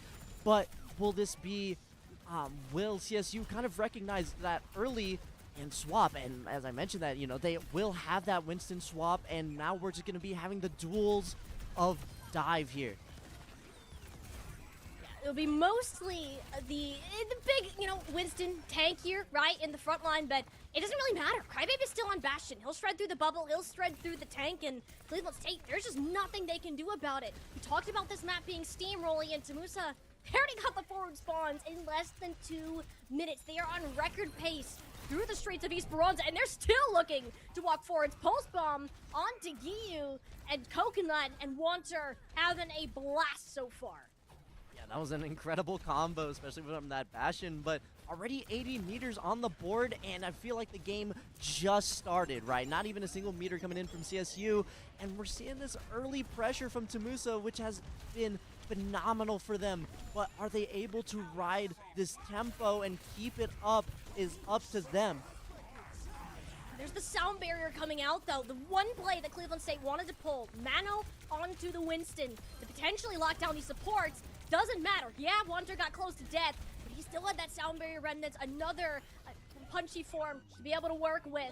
Now the first pick comes through for Cleveland State. It'll be the support line of TAMUSA, and I think they're okay with that. You do not need to full cap the map here. 133 plus meter lead. I think there's maybe a 98% or so chance of winning this map as long as you don't drop the pasta. That is all that we need to see from the Jaguars. Don't drop the pasta. And this map, this series, can very well be yours. Yeah, pretty much that's all they need to go. And, because the board is all the way towards that first point, even if they win just one team fight, that robot's going to go all the way, pretty much all the way at that end point. But TAMUSA has just been doing super well, and something that we haven't seen too well from the prior maps that we're seeing into this game, but it's looking like CSU is not playing that much well together like we've seen in the prior maps. It's looking like they're slowly faltering, and it could be because of the pressure that Wanter's presenting for the team. Well, Crybaby, so you know Bastion is still a hit scan. He played every single hit scan last map, I guess, except Bastion, if you really want to count it. So he's making sure that Temp knows he is still on one here. Takes him out early, and yeah, TAMUSA not giving up much at all on this first point. Force the primal out of Giyu early. They'll be able to retreat back to the team, but Lee does not have that luxury. Coconut finds the supports bunkered in the small room as well. It is just fireworks going off for these Jaguars now. They're undoing all of the progress. They'll get forward spawns, and they still have options to work with. Yeah, I mean, like I mentioned it earlier, you know, CSU is just not looking that great at like playing together right now. What TAMUSA is doing to CSU is just been amazing, and you know we love to see it. They are getting the perfect picks for the team, and right now, let's see if the exact same thing will happen. If TAMUSA does end up winning this team fight, they are going to be able to pretty much bring that robot all the way to the finale, but it's all about this. Are they going to be able to get the picks needed to get this win? Yeah, it doesn't look like it, and you know, I was going to say you probably weren't winning this fight anyways just because of the double support ults for Cleveland State, but the fact that Cleveland State win this without having to use either of them, not fantastic in the long run. Again, you have such a significant lead. I don't think it's going to matter too much, but it could lose you this upcoming fight here if Eve doesn't time his own sound barrier correctly. And right now, you know, Crybaby swapping to the Cassidy away from the Bastion. Let's see if that will be kind of a little swap that TAMUSA will need to really change some things around. But that Bastion was just super good. But I wonder if CSU was getting acquainted with that. And now we're just going to be seeing more picks going back and forth for both teams here. Yeah, it was Timeless who did the sound barrier first, but only landed onto themselves and Giyu. That doesn't do much, especially when TAMUSA hit everybody with the sound barrier of Eve. And yeah, you just run it down without any fear. Not a concern at all with Cupid Soldier dying early there, knowing that resource was in the back pocket. So this robot will turn right back around, marching towards the Viking spawns. Yeah, like as soon as CSU just barely makes into that center point, you know, TAMUSA just wakes up and just cleans it up really quick. You know, we are going to be seeing TAMUSA have a couple of ults and actually get an early pick onto the Ana, which is going to be crazy going into this next fight. They want to win it. They might win it here, to be totally honest. The robot's not fully back yet. Some players of Cleveland State will respawn, but, I mean, Wanter getting these staggers, if you can get Giyu down here as well, that might just be curtains here for Cleveland State. Does have the self-destruct to remech, but someone has to get over to the payload. Giyu is still trapped in this corner. Nano Boost now on to Lee. As a last-ditch effort with the Jaguars, they might just do it. In fact, they have managed to do it. Crybaby Deadeye throws it out, tries to keep everybody off the objective for Cleveland State. They just don't have the numbers to keep this one contested. Mere meters separating them from their victory, the second one of the playoffs, and they're going to be denied it at the finish line. Timeless pulling some crazy heroics at the end, and a punch from Giyu will seal the deal. Or rather, not seal the deal, but keep Cleveland State barely in it. Yeah, I mean, 3 minutes left to go. I don't know if it's the nerves coming from TAMUSA, but that was definitely the team fight geared towards them. But now we're going to have this little reset going back into that center point, and now we're in yet again another team fight almost seconds apart from the previous. Yeah, it is a Lucio for Lucio engage, but those health bars from Cleveland State not looking too hot right now, and it's quick cleanup. The Wanter and Crybaby on to both Giyu and Mukiki. At the end of this, and you really don't want to lose as many people here. Again, this is all a time buy. You have to hold this for 2 minutes and not drop the post. And so far, TAMUSA have kept their heads intact and are playing very reasonably despite the lead that they do have. Right now it's working super well. TAMUSA kind of just playing around these corners, making sure that, you know, CSU does not get the slightest bit of an advantage, and it's working super well. You know, we are going to be seeing that early pick, which is phenomenal to see from TAMUSA. Are they going to be able to ride it, though? They the sound barrier to do it from Eve, which counts as a bit of recovery, and they still have 2 supports in this fight. But is it enough? Temp and Lee popping their ults at the same time, and how low Cupid Soldier is, it was a little bit sketchy. But neither will come up with any eliminations. Muhiki's still opting to hold on to that nano boost. Instead of doing the classic nano blade combo, knowing that there is still a fight. 2v1, actually catches Eve with a bio nade at the end of that. Bit off a little more than he could chew. Minute and a half left to go. There's the nano boost that we were talking about. As Lee runs on the Crybaby, there's just so little that you can do against a nanoed full health Genji as one player. So this will be the Jaguars forced to reset as Cleveland State will move past the midpoint. I mean, they really tried their best to hold on to there, especially since it was a forward spawn play. But now TAMUSA will have to fully reset all the way back into the previous spawn. But we have seen it throughout this game. As soon as they make it into this center point, it's kind of, you know, CSU has had a hard time really holding it down. But TAMUSA kind of almost having 4 ults at the ready. They have all the resources that they need if they wanting to win this fight. Yeah, and Temp Muhiki already hit the deck, and we got maybe one more fight to come out of this. If it goes long, TAMUSA, they have every ult they could want except the sound barrier. It could not be a better situation for this team. Yeah, you don't have Coconut. Cleveland State, they are so split up right now. They have to come together for one final engagement. Yeah, with 4 ults to go, 20 seconds left to go, it's all of if TAMUSA will be able to play this right. You know, it's all down to the final ticks. Will it be enough? They just need every pick possible, and the game will be theirs. Let's see if it'll be it. One last fight in 4 ult to 0 to win it. Timeless down instantly, dragged back to earth by Wanter. Pulls back up from Coconut. He cannot miss. The senior of this team is going to lead the Jaguars to their 2nd playoff victory. And not only that, Brandon, they are going to Orlando to compete for the NACE Varsity Finals. Oh my goodness, that was a spectacle to watch that entire game. Within the first 30 seconds, pushing the robot all the way pretty much to the end there was absolutely crazy for TAMUSA. It was night and day compared to what we've seen in the prior map, and it was just phenomenal to see good games going for TAMUSA and CSU for that matter as well. Honestly, that was just great. Honestly, nothing about that was like, I mean, what can you say, right? You know, they made it to Orlando. Just everything's going great for TAMUSA right now. They're super hyped, especially after that map. It was just a bunch of cheers to go on left and right. You know, it's great to see, and now TAMUSA will have the opportunity to go to yet again another LAN here shortly. Yeah, this is a huge deal for this team, and already breaking program records by qualifying for the Superconference, the very first team under TAMUSA to do so, and going winless within the regular season. So now getting their first 2 wins in the playoffs, upsetting the number 11 power ranked team to do it as well. This is so many things that TAMUSA have put into this semester, all of the hard work, all of the hard times that you had to deal with just playing against these tough opponents.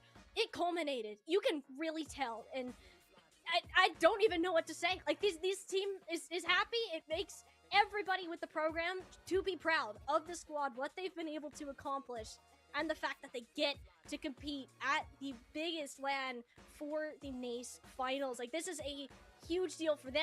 They're jazzed about it. You got to hear it a little in the background there, and it was just curtains. I think after the first 2 minutes of Esperanza, I told you that map was flip-floppy. It was not flip-floppy. It was one-sided, one way or the other. And TAMUSA, they started off right.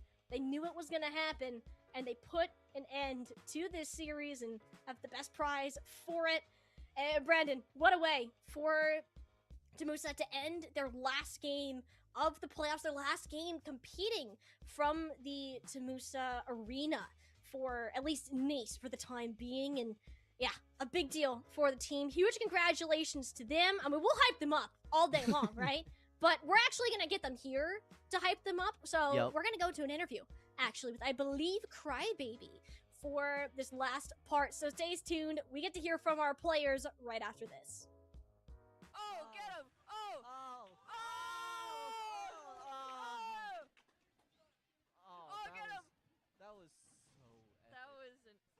was Combo, almost. chat, clip that. It was almost Clip that. beautiful. Oh! That was a. Play styles. Like between. Oh, now he finally. Well, it is Link, so they're gonna use. Yeah. At the end of the day, they are. Oh, Oh! yay! Sneaky stock. So the thing is, not every character can exploit tether recoveries. I would say someone like Joker is really good at it I because of down gun. I think a character that I did remember that can get recoveries. Oh, Nice. crazy counter. Checkmate situation. A character that can get. Ooh, that belly armor does seem to negate Popo's up tilt. That belly armor is always gonna be annoying. Yep, unless he breaks it with a strong enough hit.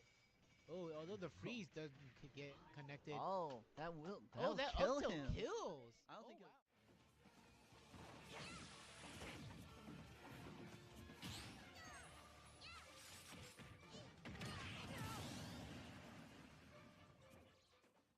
Spared in case, although Yoshi's at really high 100%. Oh. Nice up smash Oh. and the kill. Nice boomerang. Nice hit. And that's what the pop. And that's what the pop-out cameras. Love it.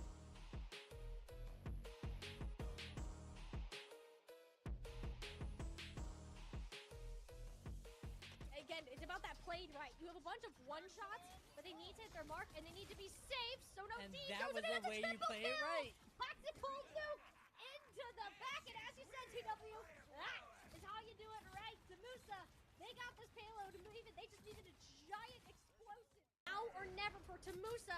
They get the first pick onto the group, but it's instantly resurrected. Dono team has the ultimate still online, should it be needed, but Selin, she recently swapped over the Psylocke. The two that she's gonna slice through with her own ultimate, again, proving to be the map of Selin. But I say that, they have 6 ultimates online. Selin uses her own ult to dodge the team. She's got 3, and off the map she goes. Triple kill for the support. Oh, that's like the best thing to do on Jeff the Shark. She made it happen, won the fight for the team, and this is gonna... The same goes for MacMan Media. The timing of it has to be perfect, but you need to be alive in order to use it. That chase down by the Emma Frost. This combo needs to be big, and Abyss Observer did just that. It's a 3-for-1 Ankh place on top of the 3-man knockup set up by the Venom. This is the Luna Snow song, and there is still a fighting chance. Abyss Observer, Eye of Akimoto, it lands onto 4. The stuns, it's all there, but the comp has to happen. Selin laid down the Ankh, all the damage spread out between the players, and TAMUSA, they're gonna do it off the set. Yep, and right now we're going to be seeing the Invis ult come out from the side of TAMUSA, and also the mag on top of that. We're just going to be blasting ults here, and just everybody goes down on the side of RIT Black with the triple kill onto that Moon Knight ult, paired with the Groot ult. That's up. I have a feeling they're gonna wait a little bit. Oh, never mind. They're not waiting for anything. Even with Selin dead, Abyss Observer and Sono team are full sending it, pushing back onto these supports. Rocket Raccoon in a heap of trouble, but it's instead Cookie again, the main target of this dive, taking out the damage. Will change the tide, and as I mentioned that, it does get popped on top of that Penny ult to really want them to secure the round, but we're gonna be seeing a nasty 3K from the side of TAMUSA, but we're gonna be seeing the Animal ult, and which will res some members, but it won't even matter because it's combined with the efforts of Juju's ult just a little bit, and Lucida still having that ult will progress them, but Juju with a nasty 3-piece and almost taking out that. He's extremely squishy, that glass cannon character that they need, and as I say that, the ult does get popped, which will push the members back from the side of Indiana, getting 2 members down, a potential 3rd and 4th and 5th, and now they're all gonna get sent back.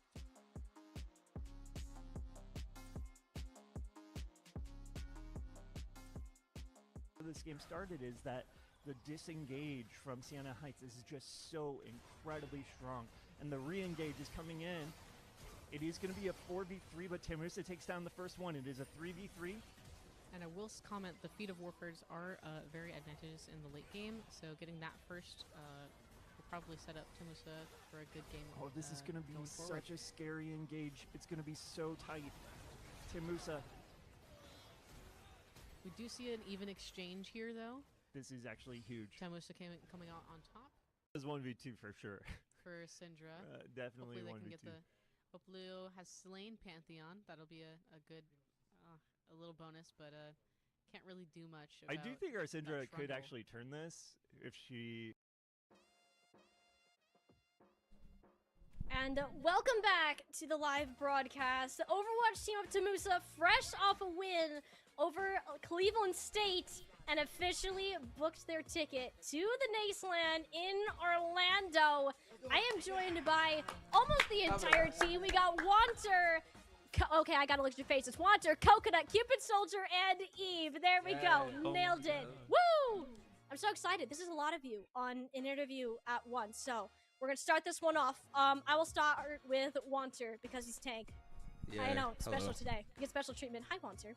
First and foremost, you're going to LAN. After this very first game, or the second playoff game, I guess, second win of the season, I just gotta know, what was your reaction after you won this series? What was the team reaction? It's nothing like LAN, so I feel like after coming off the high of the UTD LAN, it was just like, oh, I just won, I guess. But it was still pretty good. I mean, Cleveland State is a really good team, and I think we beat a lot of people's expectations. We definitely broke a lot of brackets today, so happy about that. Yeah. I mean, yeah, I think you definitely did. I think there's been a lot of... It was a rough season. I think you're in the Superconference against these teams, but I think that, and this is actually my next question. You just came off of this UTD LAN. You got back, I believe, yesterday, right? Yeah. And so I'll ask this one to Coconut so we can get everybody in on this. Coconut, you came off that UTD LAN.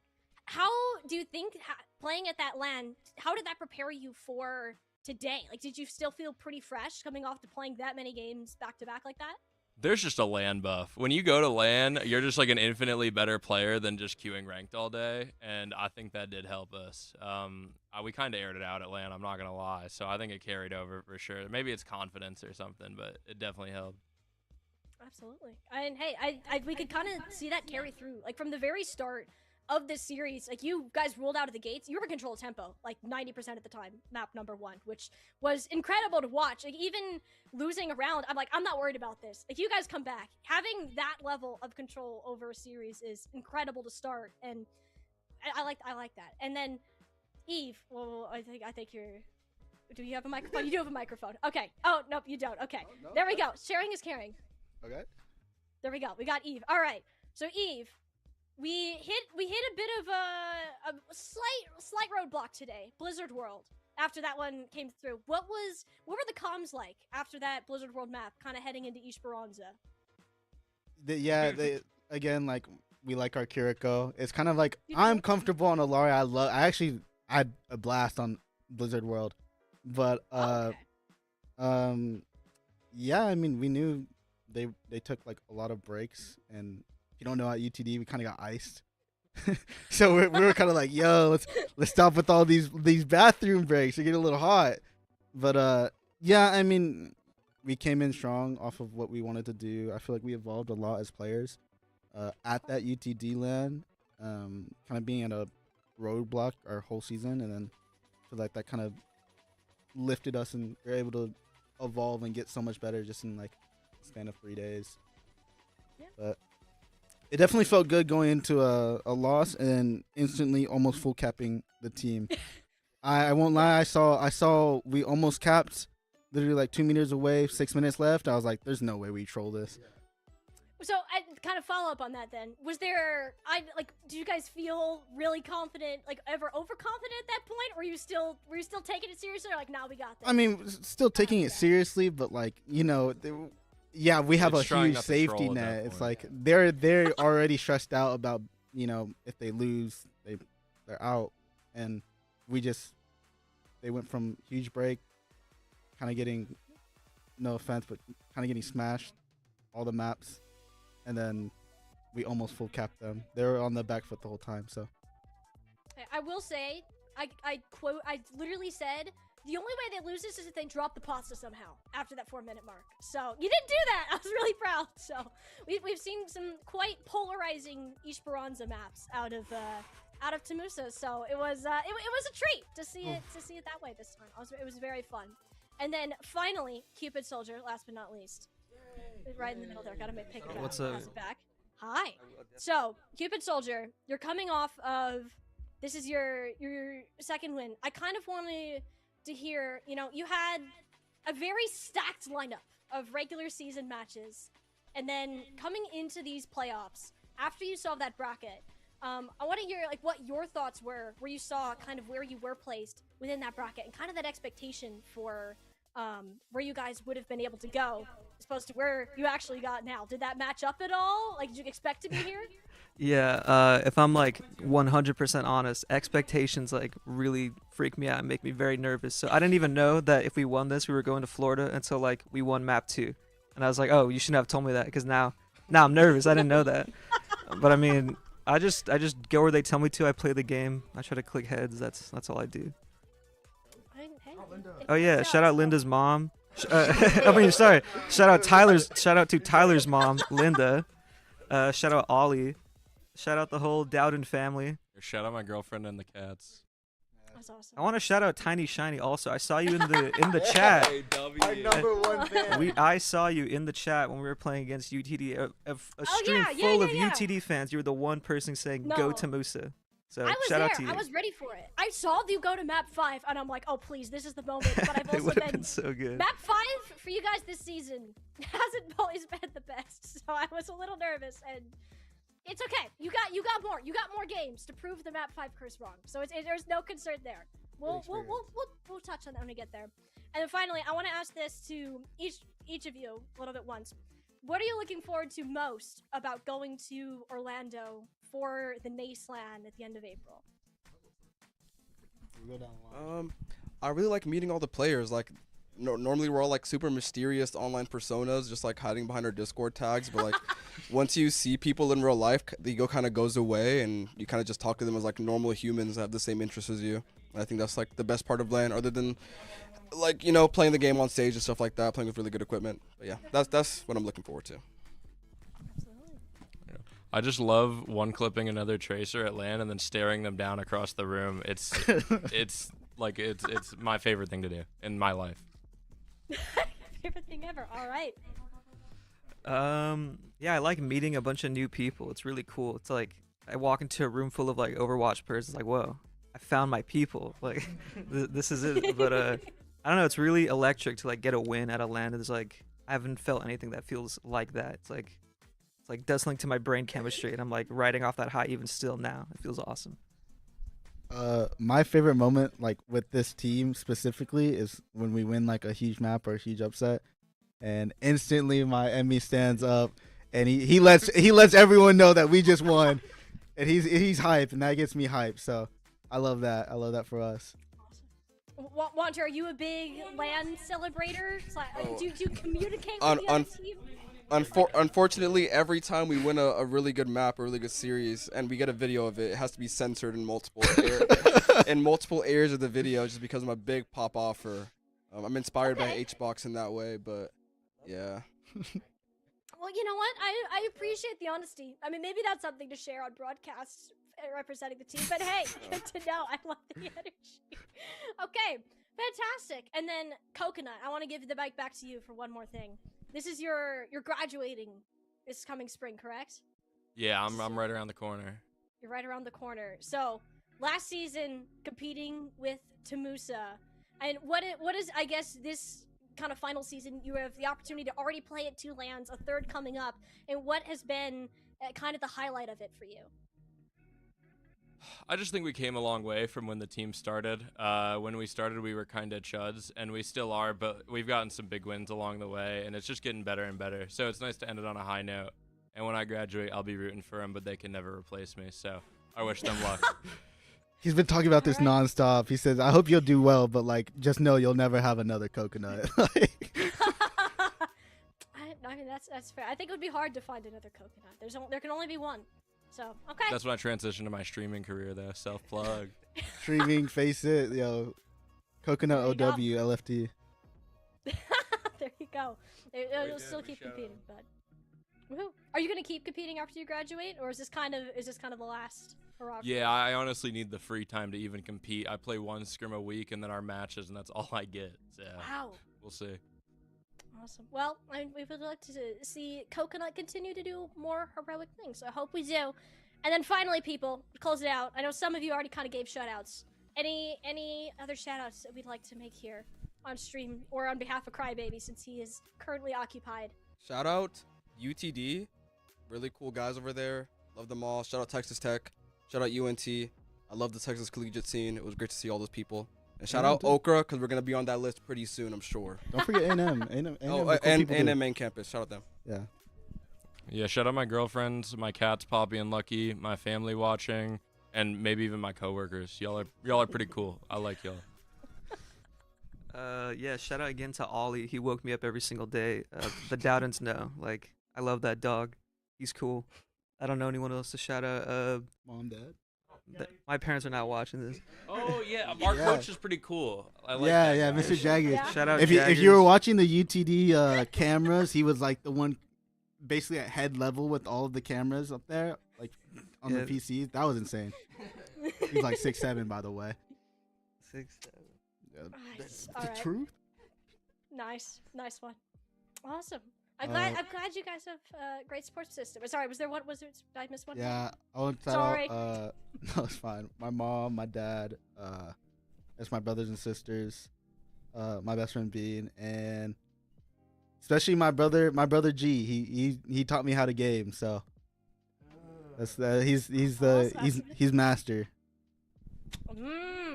So now you're gonna have to teach him how to game. That's Owen's replacement. You have to, you Hey, he's like Coconut's 28. replacement. There you go. He's like 28. Okay, maybe not then. We'll see. But awesome. Well, thank you guys for coming on and sharing with the crowd here on the stream briefly. Again, congratulations on the win today, and super excited for the Orlando LAN, I assume, in about a month. So looking forward to seeing you guys there and seeing how well you can all do. So once again, congratulations on the win today. We are going to go ahead and close it out for the broadcast. Thank you all for coming in to support TAMUSA for their last streamed game of their NACE playoff season. We're going to end it now. Thanks again to our production team for putting on a wonderful show, and we'll see you next time. Yep.